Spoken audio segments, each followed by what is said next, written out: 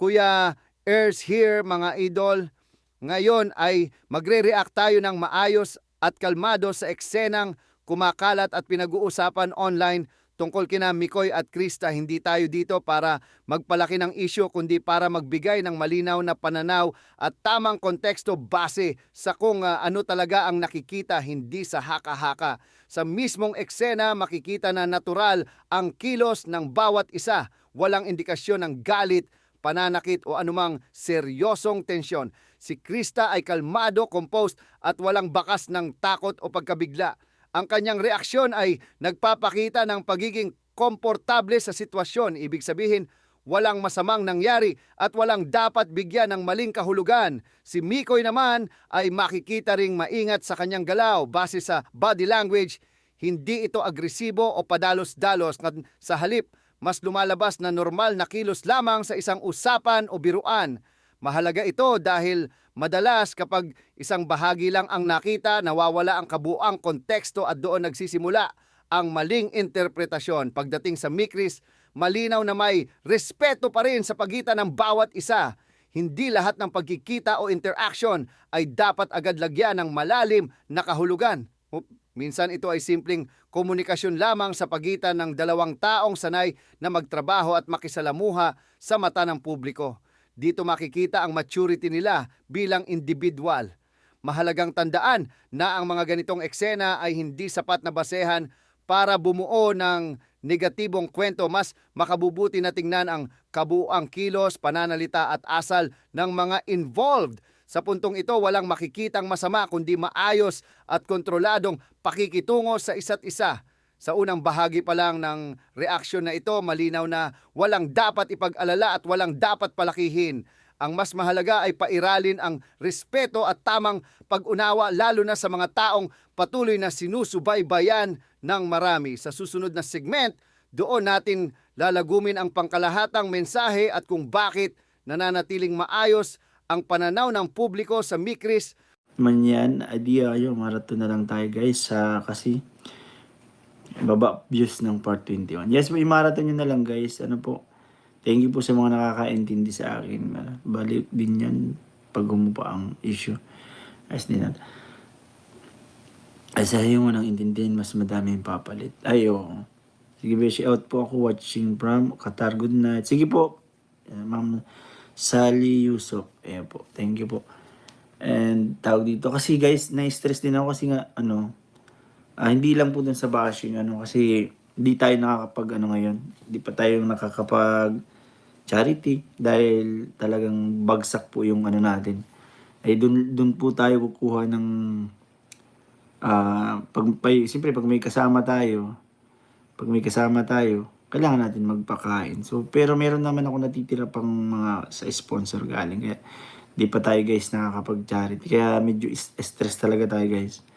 No, hindi lang doon sa, nadagdagan pa nga na na may nagalit, di ba? Pero sana bumalik ulit yung sigla. And yun na po, yung good news naman, tuloy-tuloy na, wala kang kasalanan doon. Wag naman sila magalit kay Beshi. Inintindi mo na gusto bago husgahan siya. Una parte siya ng Mikris mula umpisa. Kung solid Mikris, alisin ang galit. Thank you po, Tita Nora. Ayan. Thank you po sa iyo, Ibarlin. Ayan. Ang hirap po kahit sa pagkain, hindi ako makalunok, halos hindi ako nagugutom. Ganito pala yung stress na tinatawag. Yung Beshi, I'm the one na galit. Sinabi mo, but it's okay, I understand. The migrationary ishala, they accept. But you know already na mababait ang migrationaries. Hindi ko rin po alam kung bakit yun yung sinabi yung pinasabi sa akin guys Hindi ko po alam Hindi ko po talaga yun sa akin kasi sa tagal-tagal baga naman nawala yung Mikris tapos ganun pa yung magbubungad, di ba? Okay na sana yung namin, parody dun sa di ba masaya na yung parody. Tapos nung di ko din po alam Sabi din nga ni Romeo sa akin, bro, anong nangyari? Sabi ko, di ko din alam bro Tandaan nyo basta bata pa si CJ, mas okay na yung may twist sa serye para alam natin ang nangyayari. Oo, di ba? Sakaling magaling sila in the future, at least kaya nila i-handle kasi may ranas na sila sa serye. Mga beshi, kahapon nanood ako ng premiere na sabi ko rin sa'yo, bakit ka nang salita ng ganyan? Kaya next time, ingat sa sinabi mo, okay? Tiga po, Jonolora. Ayan. Po. Sana mag-live din si Kalinga Prab. Ano, sana kahit konting ano lang doon, magbigay siya ng ano. Kanina nag-live kaso nasa mission kami kay Kuya Val. Kaya ganun. Nanonood ako ng live ni Idol Mars. Kaso hindi pa rin na na-misinterpret pa din niya yung sinabi ko. Rab, matalino siya, beshi, may rason kung bakit niya pinasabi yun sa'yo. Oo, di ba? Oo.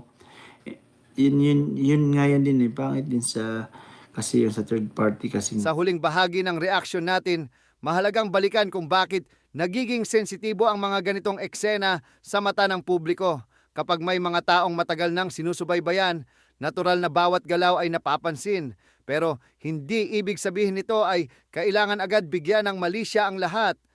Sa kaso ni Mikoy at Krista, malinaw na ang ipinapakita nila ay maayos na pakikitungo, may respeto at may kontrol sa sarili. Kung susuriin ng mabuti, walang makikitang senyales ng tensyon o hindi pagkakaunawaan. Sa halip, ang nakikita ay dalawang taong marunong magdala ng sarili sa harap ng kamera at sa harap ng ibang tao. Ito ang klase ng maturity na hindi madaling makuha, lalo na kung sanay kang laging nasa mata ng publiko. Hindi sila nagpadala sa ingay at mas pinili nila ang manatiling kalmado at profesional. Sa Mikris bilang tandem, mahalagang tandaan na hindi nasusukat ang tunay na relasyon o samahan sa iisang eksena. Mas mahalaga ang consistency ng kilos at asal sa mahabang panahon. At kung pagbabasehan ang nakikita ngayon, malinaw na pareho nilang pinapahalagahan ang respeto at maayos na komunikasyon. Hindi ito eksena ng problema, kundi eksena ng pagiging normal sa kabila ng maraming matang nakatingin. Para sa mga nanonood at sumusuporta, magandang paalala ito na hindi lahat ng kumakalat ay kailangang palakihin. Minsan, mas makabubuting manahimik, magmasid at intindihin muna ang sitwasyon bago maglabas ng opinyon. Sa ganitong paraan, napapanatili ang maayos na komunidad at naiiwasan ang hindi kinakailangang gulo. Sa huli, malinaw ang mensahe. Walang isyong dapat ikabahala, walang dapat husgahan, at walang dapat sirain na pangalan. Ang mas mahalaga ay ang respeto sa bawat isa at ang tamang pag-unawa sa mga sitwasyong nakikita natin online. Dito nagtatapos ang reaction natin. Maraming salamat sa mga nanood at patuloy na sumusuporta.